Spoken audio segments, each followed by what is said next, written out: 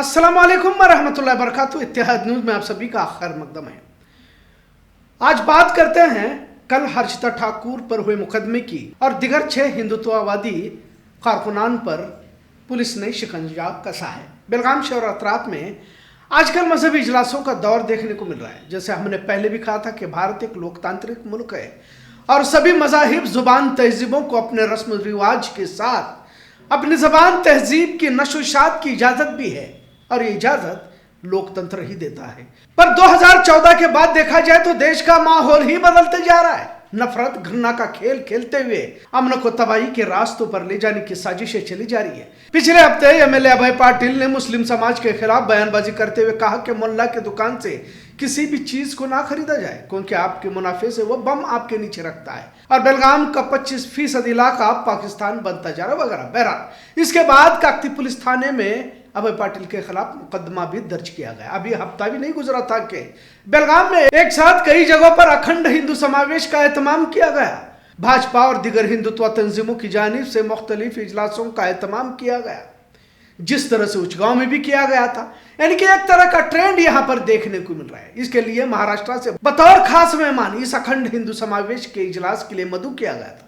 भारत में लव जिहाद का एक झूठा नैरेटिव खड़ा जा रहा है और ये मैं नहीं कह रहा बल्कि ये सुप्रीम कोर्ट का ही फैसला है, जिसे लेकर मुस्लिम समाज के खिलाफ एक बयानबाजी का दौर देखने को मिलता है। उसमें ये खातून काफी माहिर है, लिहाजा नांदेड़ जालना में ज्यादा सरगर्म बताया जाता रहा है। महाराष्ट्र में उनके पिछले बयानों में जैसे जालना में जून 2024, नांदेड़ में सितंबर 2024 और दिसंबर 2025 पर नफरती बयानात को लेकर कई शिकायतें दर्ज की जा चुकी है। जाहिर है महाराष्ट्र में भाजपा शिवसेना शिंदे की हुकूमत है तो यहाँ किसी तरह की गिरफ्तारी की उम्मीद भी बेकार हो जाती है। यहाँ नफरती चिंटू नितेश राणे तो खुले मंचों से एक समाज को लेकर खून खराबे की बात भी करता रहता है। बहरहाल अगर बेलगाम की बात कही जाए तो मुस्लिम समाज को लेकर इंतहाई जहरीली जुबान का इस्तेमाल करते हुए हर्षिता ठाकुर ने बयानबाजी की, जिसके कई वीडियो सोशल मीडिया पर वायरल भी हो चुके हैं। और खासकर जब खादरवाड़ी से मच्छे की तरफ जाते वक्त जानबूझकर अंदर के रास्ते से इनके शहीद अंसार शाह दरगाह के सामने वहां पर रुककर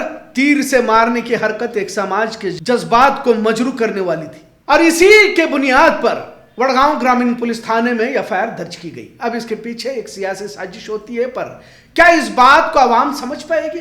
यकीनन बेलगाम की अपनी गंगा जमनी तहजीब रही है, खासकर पीरवाड़ी और उसके अतराफ का माहौल। यहाँ पर हिंदू मुस्लिम एक जमाने से मिलजुल कर रहते हैं, पर अब जैसे जैसे चुनाव नजदीक आ रहा है वैसे वैसे इस तरह के इजलासों में इजाफा होता जा रहा है ताकि नफरत फैले, बंटवारा हो जाए, लोगों की तकसीम हो जाए। आवाम को भी समझदारी से काम लेना होगा, भले कोई भी किसी भी धर्म से हो।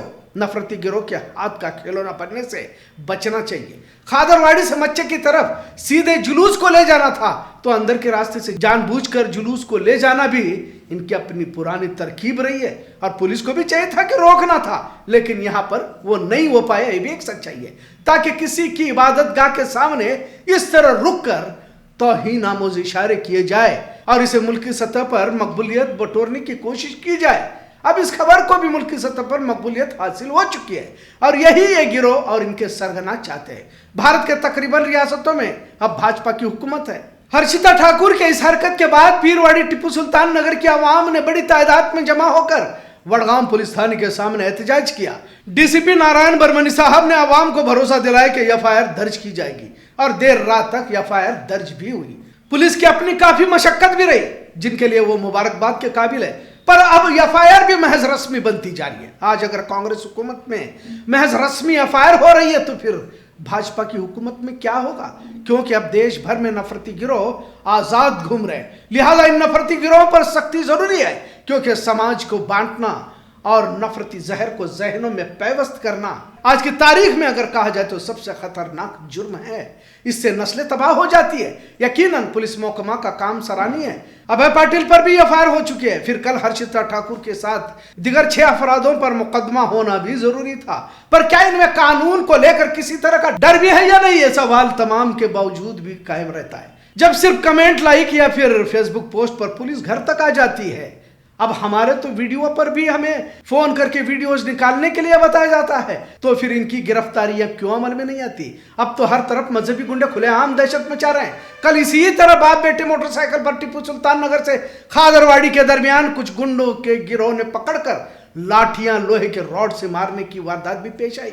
जंगली साहब संधि नाम के इस शख्स को सिविल अस्पताल में भर्ती किया जा चुका है। इनके सर पर गहरी चोट आई है। कहने का मतलब इस तरह की वारदातों से आम आवाम खौफजदा हो रही है। कुछ लोग सस्ती मकबूलियत बटोरने के लिए इस तरह की हरकतों को अंजाम देकर निकल जाते हैं, क्योंकि ये बाहरी होते हैं, पर हम सब तो मुकामी हैं। हमने इसी बेलगाम शहर में अपना बचपन, जवानी, यहाँ तक कि हमारी कई नस्लें मिलजुल कर इसी जमीन में दफन हो चुकी है। जरूरत है इस दौर की नौजवान नस्ल को समझने की।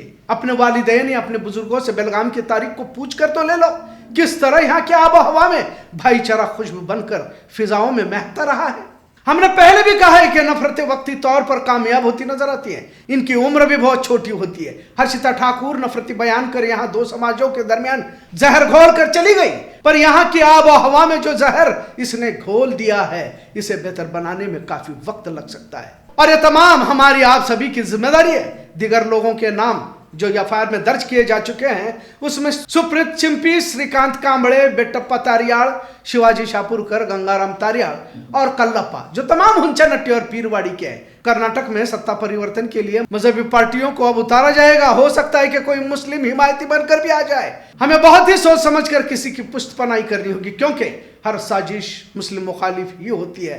कर्नाटक में कुल 50 से ज्यादा प्रोग्राम किए जाने की बात सामने आ रही है। खासकर स्कूलों के मैदानों में इस तरह के नफरती बयानात का एहतमाम किया जा रहा है। इससे पहले भी हमने देखा है आरएसएस की शाखाओं को स्कूल के मैदानों में लगाया जाता है, और आज भी जारी है। हिंदू हो या मुस्लिम, किसी भी मजहबी इजलासों को स्कूल के मैदानों को इस्तेमाल करने की इजाजत कतई ना दी जाए। कल बीके मॉडल स्कूल ग्राउंड में भी इजलास रखा गया था। यहाँ भाजपा के कई लीडर शरीक रहे। 80 बनाम 20 का खेल खेला जा रहा है। जो भी हो, लेकिन नफरती खेल कहीं तो बंद होना जरूरी है, इतना सच। आज का मौजू कैसा लगा इस पर जरूर कमेंट करें। इत्तेहाद न्यूज़ देखने के लिए शुक्रिया। अल्लाह हाफिज।